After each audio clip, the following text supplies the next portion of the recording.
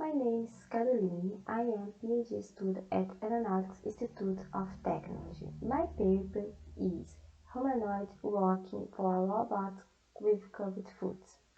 Let's start with the introduction. Humanoid robots are fascinating because they have a human-like appearance. However, they behave different from humans. Takenaka showed the difference in energy expenditure between walking a humanoid and a human.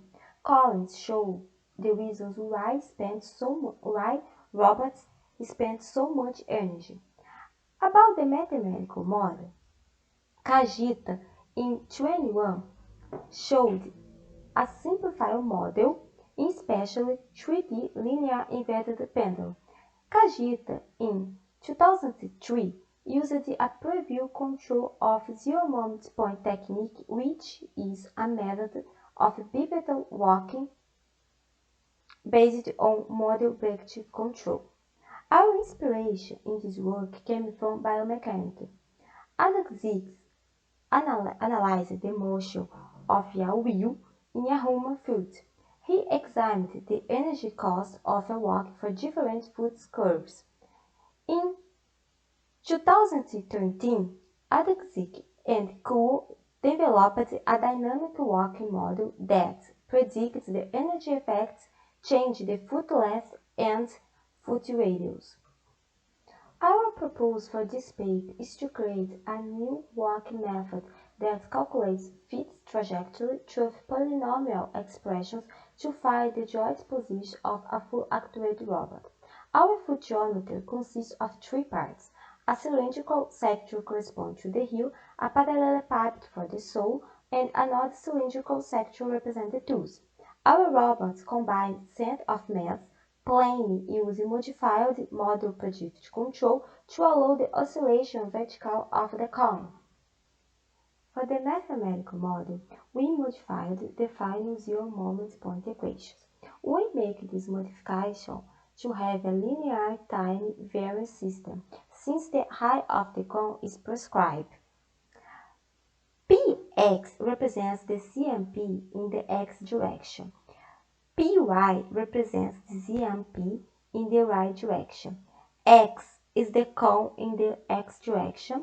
Y is the cone in the y direction. Z is the height of the cone. And G is the gravity. Z is described by a sinusoidal function where A is the amplitude, F is the frequency, T is the time, and B is the nominal height of cone. Assuming zero likelihood over duration time t, we obtained a discrete size state space model in both directions as follows, where capital X is the state vector, capital Z is the system output, and U is the control variable. For the model predicted control or MPC, we consider system output restrictions. We respect the area that comprises the foot size limit. The formulation of the cost function depends on the predicted output z hat and predicted signal u hat, where z hat half describes the variable reference, rho is the control weight. Z hat is given by this equation, where 8 is the dynamic matrix and F is the full response vector. For the curved foot in sagittal plane, we have geometric parameters needed to simulate the humanoid walking. Figure 1 shows the 6 parameters. For the predefined trajectories, we also need to know the angle of toe-off and the angle of heel strike. In Figure 2, the toe-off angle occurs when the swing phase begins. In Figure 3, the heel strike angle occurs when the swing phases end. The first set equations represent the ankle height or the ankle position in Z direction. The equations are separated by the start and end normalized time of the swing phase. The second set equations represent the ankle position in X direction. Again, the equations are separated by the start and end normalized time of the swing phase. And this one represents the ankle position in the Y direction. Now talk about the simulation. All used parameters correspond to our custom-made robot Chappie shown in Figure 4 to the left. Still in Figure 4 to the right, a flowchart describes the steps of our simulation. These are the values used for the simulation for θ2 and θ and Table 1 contains parameters for MPC. The following graph shows the simulation results. The total time of the simulation is 4 seconds, but for better visualization, we represent on 11 steps. In Figure 5, the green curve represents the system output combination in the X direction and Y direction. The red curve indicates the combination of the ZMP reference. The rectangles in black are seat positions, and the blue curve shows the cone displacement combination for X direction and Y direction. A steady oscillation behavior was expected since that walk is a cycle.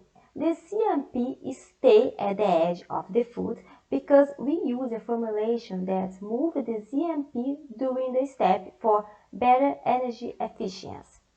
Still, the ZMP remains within the boundaries of the supporting polygonal. Still results. Figure 6 illustrates the behavior of the cone in the three-dimensional space. For a better view, Figure 7 shows the cone behavior for each direction during the simulation time. The blue curve corresponds to the displacement of the cone in the X direction. Its value increases as the time increases due to forward movement of the robot. The red curve corresponds to the displacement of the cone in the Y direction. It has a cyclical behavior due to the walk having an oscillatory pattern in the transversal plane. The green curve corresponds to displacement of the cone in the Z direction. So again, we have a cyclical behavior. However, we predefined the cone oscillation in the Z direction. Now let's watch a video simulation.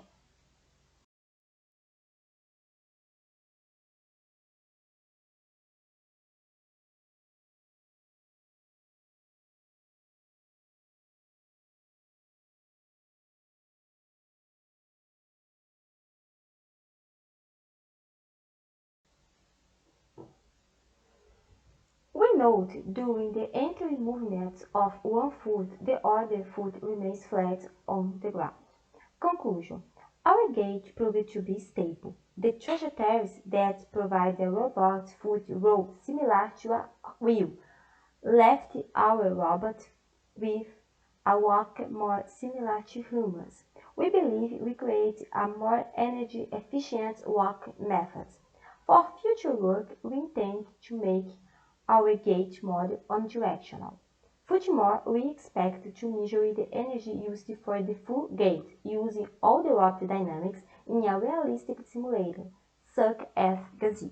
We want to thank CAPS for financial support and our sponsors.